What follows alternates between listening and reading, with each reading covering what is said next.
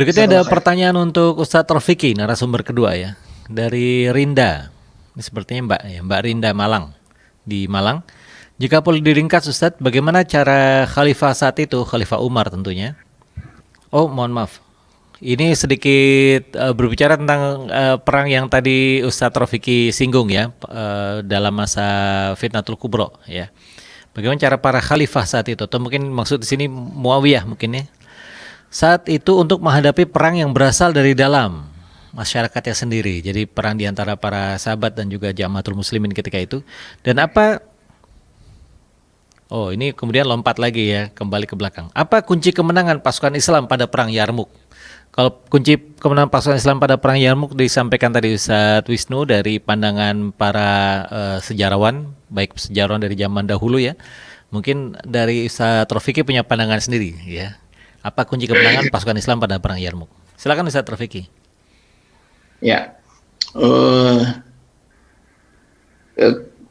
fitnah kubro itu sebuah kasus yang tidak pernah dihadapi ya oleh kaum muslimin pada saat itu. Dan para sahabat mereka eh, menghadapi fitnah kubro tersebut dengan berpegang kepada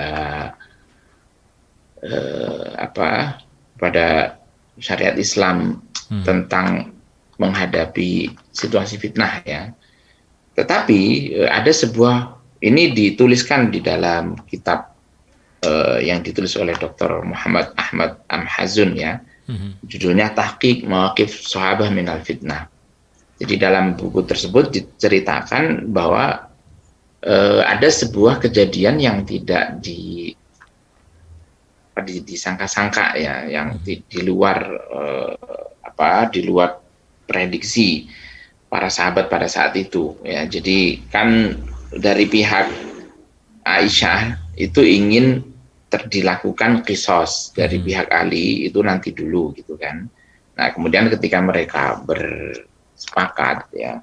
Jadi ini disebabkan karena mereka semuanya mendahulukan husnudzon dan memelihara darah ya. Tetapi ada provokasi yang dilakukan oleh musuh-musuh Islam yang waktu itu ada dua kelompok ya. Yang pertama Syiah dan yang kedua Khawarij itu bersatu dan mereka memprovokasi pasukan untuk melakukan saling serang menjelang subuh. Sehingga waktu itu para sahabat yang tahu dengan peristiwa itu seperti Tolha dan Zubair itu menolak untuk mengangkat senjata. Dan kemudian mereka dibunuh dari belakang. Jadi sebenarnya fitnah itu terjadi dan mereka berupaya untuk menahan diri agar tidak terjadi pertumpahan darah. Hal yang sama juga dilakukan oleh Utsman bin Affan. Jadi prinsip pertama menahan diri agar tidak tumpah darah. Utsman bin Affan ini kebayang ya bagaimana beliau dikepung oleh hanya beberapa ratus orang di rumahnya di kota Madinah. Kebayang nggak seorang khalifah kaum muslimin yang baru menang melawan Persia dan Romawi, rumahnya dikepung. Kalau seandainya dia mau, ya dia tinggal tebas saja mereka semua yang mengepung itu, selesai urusan. Ya kan begitu Utsman bin Affan. Dan para sahabat semuanya mengatakan sudahlah Amirul Mukminin, nggak usah ragu-ragu, hadapi saja mereka gitu. Itu kan udah jelas mereka itu agresi kan dan membahayakan negara Islam. Hadapi dengan tentara, habisi saja mereka. Apa kata Utsman bin Affan? Saya tidak mau menumpahkan darah kaum muslimin di kota Nabi. Artinya kewafatan Utsman bin Affan itu merupakan pilihan beliau. Beliau lebih memilih untuk menjadi korban daripada mengeluarkan tentara untuk menumpas para pemberontak. Ya, gitu ya. Jadi para sahabat ini sangat berhati-hati terhadap persoalan darah. Mereka tidak mau, tetapi sikap hati-hati mereka itu dipakai sebagai kesempatan bagi musuh-musuh yang membenci Islam. Contoh misalkan ada tokoh yang sangat terkenal dalam peristiwa-peristiwa fitnah kubro.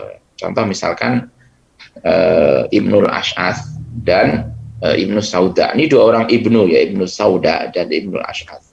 Ibnul Ash'ath itu tokoh Khawarij. Ibnu Sauda ini tokoh yang kemudian melahirkan ajaran Syiah yang hari ini ada.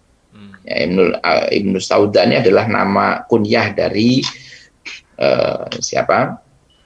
tokoh pendiri Syiah tuh yang terkenal tuh, orang Yahudi dari Yaman. Nah, itu yang kemudian memanfaatkan situasi husnudzon para sahabat, keengganan mereka untuk bersikap tegas, ya. Jadi beda dengan Umar bin Khattab. Umar bin Khattab itu dia sangat tegas sekali. Utsman bin Affan dia orangnya sangat lembut. Nah, kelembutan Utsman bin Affan, Aisyah dan yang lain-lain itu dipakai untuk apa? Dipakai untuk menciptakan celah-celah fitnah. Nah, hal-hal seperti itu yang tidak ada pada Muawiyah. Muawiyah tidak mau memberikan toleransi seperti itu. Karena dia berhadapan dengan masyarakat yang berbeda dengan masyarakat Madinah. Masyarakat Madinah kan lembut ya.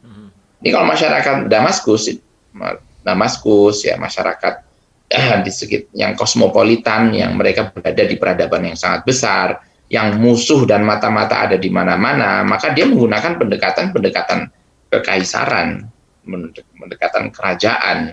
Dia menjaga jarak dengan orang. Kalau zaman dulu Umar bin Khattab itu kenapa bisa terbunuh? Dia nggak punya pengawal.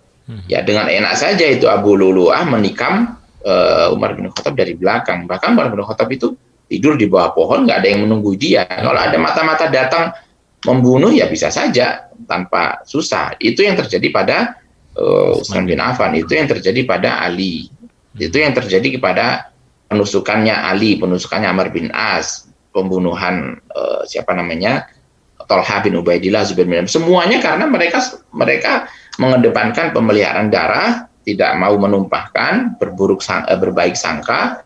Padahal yang dihadapi siapa? Masyarakat yang sudah berubah, masyarakat yang sudah banyak anasir-anasir jahat yang ingin menjatuhkan Islam, karena mereka dendam atas runtuhnya Persia, runtuhnya Romawi, ya, atas munculnya Islam, dominannya Islam, mereka nggak suka, gitu. Nah, perubahan masyarakat ini tidak diantisipasi dengan keamanan yang memadai atau pendekatan politik yang lebih sesuai.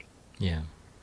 Nah itu yang kemudian dilakukan shifting dengan sangat cepat oleh Muawiyah bin Abi Sufyan, dan Muawiyah dengan mudah menangkal mereka semua dalam tempo yang sangat singkat. Dunia Islam kembali disatukan. Gitu. Ya. Ada pertanyaan kedua Ustaz, tentang perang Yarmuk. Apa yang menyebabkan kemenangan pasukan Islam ya dalam perang Yarmuk? Jadi, dalam pandangan Ustaz Rafiq ini? Rasanya gini ya, kalau seandainya perang Yarmuk itu dilakukan di sebuah medan pertempuran yang terbuka, lapangan yang sangat besar gitu ya, lalu dua tentara bertemu, itu mungkin akan lain ceritanya. Akan lain ceritanya. Coba perhatikan yang diterangkan oleh Ustaz Wisnu tadi. Yang namanya Yarmuk, ini saya buka lagi ya. Yeah, share lagi. Yang namanya Yarmuk ini adalah sebuah celah ya, celah yang sangat sempit. Celah yang amat sangat sempit. Ini kelihatan nggak nih? Kelihatan. Nah, celah yang sangat sempit di sini. Ini terjadi pertempurannya itu di daerah yang seperti ini. Kaum muslimin berhasil menjebak tentara musuh ke dalam celah-celah yang sangat sempit dan menutup semua pintu-pintu. Dan kemudian meskipun jumlah mereka besar, tetapi mereka tidak bisa bergerak dengan mudah. Tadi yang terang oleh Ustaz Wisnu. Sehingga ya ketika kaum muslimin berhasil menguasai medan dan mereka terjepit, antara maju dibunuh atau mundur mereka jatuh ke dalam sungai yang nanti juga mati, dan jembatan untuk larinya itu sudah diputus, ya mereka ya pembantaian lah di situ terjadi kepada mereka. Jadi mungkin itu salah satu ini ya, katakanlah salah satu rahasia. Kalau pertempurannya dulu tuh udah pernah terjadi pertempuran dengan Bizantium sebelumnya dalam peperangan Mu'tah. Sama dan itu 3 orang jenderal panglima muslim syahid ya di situ. Ja'far bin Abi Thalib. Zaid bin Harithah, Ja'far bin Abi Thalib, dan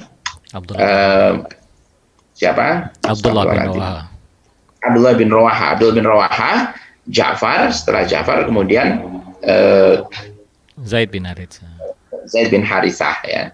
Lalu kemudian semua jenderalnya syahid. Apa yang dilakukan Khalid bin Walid? Mengambil alih kepemimpinan ya, dan bendera dia pegang.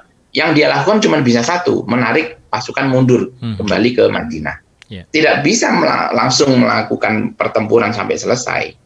Kalau pertempurannya dalam konteks di pertemuan terbuka gitu ya, perang terbuka ya. Di Perang padang luas terbuka di gitu. mana lapangan yang sangat besar, tentara yang berkali-kali lipat ya ratusan ribu melawan hanya beberapa belas ribu, ya mungkin lain cerita kalau begitu.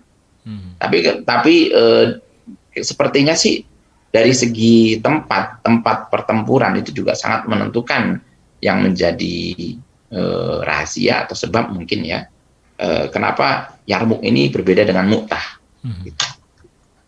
Ya. Jazakallah khair Ustaz atas jawabannya.